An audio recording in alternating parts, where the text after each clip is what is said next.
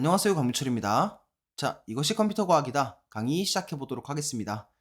참고로 이것이 컴퓨터 과학이다 강의는 혼자 공부하는 시리즈 강의에 비해 이미 프로그래밍 언어를 한 번쯤 배워보신 분들을 대상으로 하기 때문에 조금 더 빠르고 함축적으로 강의를 진행해 보도록 하겠습니다. 강의에서 사용되는 자료도 직접 또 다른 장표를 만든다기보다는 직접 이렇게 책 내용을 저와 함께 읽어보면서 강의를 진행해 보도록 하겠습니다. 자, 1장의 제목은 기술 면접과 실무를 위한 컴퓨터 과학입니다.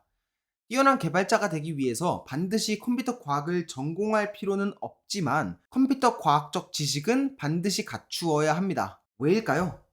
지금부터 그 이유에 대해서 하나씩 말씀드려 보도록 하겠습니다. 자, 1절의 제목은 지금 보시면 아시다시피 이 원리를 모르는 개발자는 뛰어난 개발자가 아니다 입니다. 사실 제가 여기서 어떤 말씀을 드리고 싶은지는 이 제목만 봐도 어느 정도 짐작하실 수 있겠다라고 생각이 드는데요. 그럼에도 불구하고 밑에 내용을 같이 한번 읽어보도록 하겠습니다. 자, 프로그램 개발은 당연하게도 작동하는 프로그램을 만드는 작업을 의미합니다. 자, 그렇다면 이 작동하는 프로그램을 만들기만 하면, 다시 말해서 프로그램이 작동하기만 하면 개발의 목적을 이룬 것일까요? 제가 말씀드리고 싶은 거는 그게 아니라는 겁니다.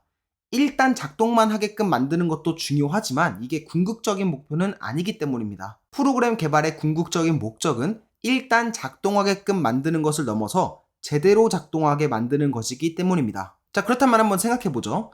일단 작동만 하는 코드를 작성하는 것과 제대로 작동하는 코드를 작성하는 것, 이 둘 중에서 더 쉬운 것은 무엇일까요? 언뜻 보기에는 일단 작동만 하게끔 만드는 것이 조금 더 쉬운 방법처럼 느껴질 수가 있습니다. 나 혼자서 사용하는 프로그램을 나 혼자서 개발할 경우에는 일단 작동만 하게끔 만들어서 사용하는 것도 좋은 방법일 수 있어요. 하지만 이 프로그램의 규모가 커지고 프로그램을 사용하는 사람들, 즉 유저들이 생기고 프로그램의 유지 보수까지 고려해야 되는 시기가 되면 일단 작동만 하는 코드는 어느 정도 한계가 있다는 점을 깨닫게 됩니다. 왜냐면 언제든지 개발자가 간과했던 지점은 있을 수도 있고요. 혹은 사용자들이 개발한 의도와는 전혀 다른 방향으로 프로그램을 사용할 수도 있고요. 언제든지 버그가 생길 수가 있기 때문이에요. 자, 일단 작동만 하게끔 만드는 코드가 어떻게 프로그래밍을 더 어렵게 만드는지와 관련해서 제가 쉽게 접할 수 있었던 수강생의 사례를 좀 설명드려 보도록 하겠습니다. 예를 들어서 프로그래밍 언어의 기초 문법이나 프레임워크 라이브러리의 기초 사용법만을 학습한 어떤 개발자 지망생이 있었다라고 가정해 보겠습니다. 이 개발자 지망생은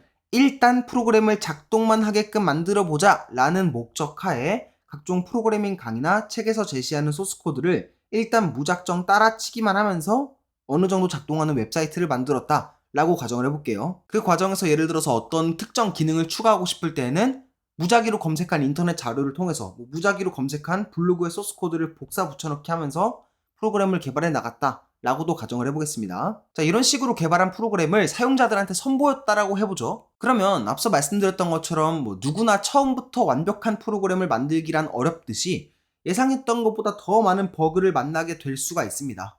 그 중에서는 문제의 원인이 무엇인지 특정하기 어려운 버그도 있을 수가 있고요. 혹은 강의나 책, 블로그에서는 접하지 못했던 버그, 구글링이 잘 안 되는 버그도 있을 수가 있습니다. 혹은 사용자들이 전혀 예상치 못한 방향으로 프로그램을 써서 예상치 못한 버그가 또 발생할 수도 있겠죠. 자, 만약에 일단 작동만 하게끔 프로그램을 만들어보자 라는 목적만을 가지고 프로그램을 만들었다면 이런 상황에서 굉장히 당황할 수밖에 없습니다. 왜냐하면 본인이 작성한 코드가 어떤 과정을 거쳐서 실행되는지 개발한 자신조차 설명할 수 없기 때문입니다. 이런 상황에 봉착했을 경우에는 대부분 더 적극적인 구글링, 더 적극적인 복사 붙여넣기로 문제를 해결하려고 합니다. 문제는 이런 식으로 구글링을 통해서 찾은 해결 방안이 이해가 간다면 모든 문제가 다 잘 해결되겠지만 구글링에서 찾은 해결 방안 혹은 구글링에서 찾은 소스 코드가 어떤 뜻인지 이해하지 못하는 경우도 굉장히 많습니다. 내가 구글링을 해서 어떤 해결 방안을 찾았는데 이 해결 방안이 무슨 뜻인지를 모르겠어. 혹은 내가 구글링을 통해서 어떤 소스 코드를 찾았는데 이 소스 코드가 무슨 뜻인지 모르겠어. 이 소스 코드가 왜 내 문제를 해결하는지 모르겠어. 하는 경우도 적지는 않습니다. 자, 바로 이 지점에서 발생하는 지식 수준의 불일치로 인해서 많은 개발자 지망생분들께서 어려움을 겪습니다. 그리고 이런 상황에서 적지 않은 분들께서 어떤 식으로 문제를 해결하냐면 문제 해결에 대한 이해는 일단 뒤로 미루어 두고 예제 소스 코드를 어떻게든 찾아서 이 예제 소스 코드를 일단 복사해서 붙여넣는 방식으로 지금의 위기를 넘기는 식으로 문제를 해결하는 경우가 많습니다. 자, 그런데 이러한 방식으로 문제를 해결하게 되면은 또 다른 문제를 야기하게 됩니다. 마치 구멍난 옷감을 기우듯이 혹은 땜질하듯이 이렇게 급하게 붙여넣은 소스 코드가 많아지면 이러한 소스 코드를 디버깅하는 데에도 굉장히 오랜 시간이 걸릴 것이고 이 소스 코드 간의 관계도 점점 복잡해지고 이 전체 소스 코드가 미궁 속으로 빠지게 될 가능성이 매우 높습니다. 당연히 이 소스 코드 전체를 이해하는 데에도 오랜 시간이 걸릴 거고요. 불필요한 소스 코드도 많아지겠죠. 그죠? 자, 이렇게 불필요하고 비효율적인 코드가 얽히고 설켜 있는 코드를 우리는 스파게티 코드라고 부릅니다. 즉, 정리하자면 원리에 대한 이해 없이 일단 동작하게끔 만드는 코드를 작성하는 방식은 스파게티 코드를 양성해서 비효율적인 코드가 될 가능성이 높습니다. 요즘에는 구글링 이외에도 챗 GPT 같은 생성형 AI를 활용하는 경우도 많죠. 근데 이런 생성형 AI 서비스를 이용해도 문제는 마찬가지입니다. 이 각종 생성형 AI 서비스 업체들이 이런 식으로 약관을 통해서 강조하듯이 언제나 일관되고 또 정확한 진단을 하는 것은 아니기 때문이에요.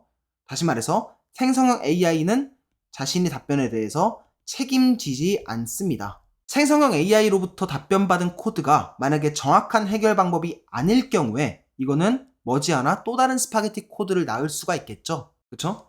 이처럼 내가 작성한 코드가 어떤 과정을 거치면서 실행되는지 나조차도 설명할 수 없는 상태로 계속 개발을 지속하는 것은 결국 프로그램 개발을 점점 더 어렵게 만드는 방법이다 라고도 볼 수 있습니다. 자, 반면에 우리가 지향해야 하는 뛰어난 개발자는 어떤 식으로 문제를 해결할까요? 어떤 식으로 프로그램을 작성할까요?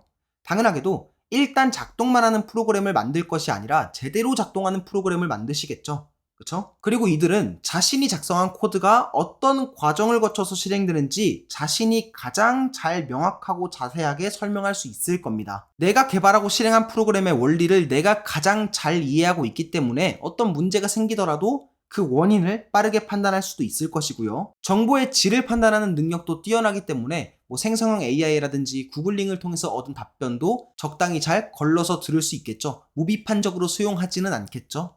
그쵸? 자, 내가 작성한 코드가 어떤 과정을 거쳐서 실행되는지 굳이 자세하게 설명하지 않아도 일단 작동하는 프로그램을 만들 수는 있습니다. 하지만 앞서 말씀드렸던 것처럼 문제를 제대로 정의하고 해결하기 위해서, 즉 제대로 작동하는 프로그램을 만들기 위해서는 내가 작성한 코드가 어떤 과정을 거쳐서 어떻게 실행되는지 제대로 이해하고 설명하는 역량이 반드시 필요합니다. 자, 그렇다면 프로그램 실행을 제대로 이해하는 것, 즉 어떤 과정을 거쳐서 내 코드가 실행되는지 자세하게 설명하기 위해서는 무엇을 배워야 될까요? 짐작하실 수 있다시피 이 역량은 상당 부분 컴퓨터 과학을 통해서 배양할 수 있다라고 생각을 합니다. 프로그램 실행 원리를 자세히 설명하기 위해서는 이 컴퓨터 과학을 이해해야 합니다. 흔히 CS라고도 줄여서 부르죠. 사과가 떨어지는 현상을 물리학으로 이해할 수 있듯이 컴퓨터가 작동하는 원리는 컴퓨터 과학을 통해서 이해할 수 있습니다. 단순히 프로그래밍 언어의 기초 문법만 학습하고 끝내는 것을 넘어서 혹은 프레임워크나 라이브러리의 기초 사용법을 학습하는 것을 넘어서 작동한 프로그램의 원리를 이해하고 설명하기 위해서는 이 컴퓨터 과학적 지식에 대한 학습이 필요하다고 볼 수 있습니다. 그래서 많은 기업에서 기술 면접 등을 통해서 이 컴퓨터 과학적 지식을 검증하는 것입니다. 기술 면접 등을 통해서.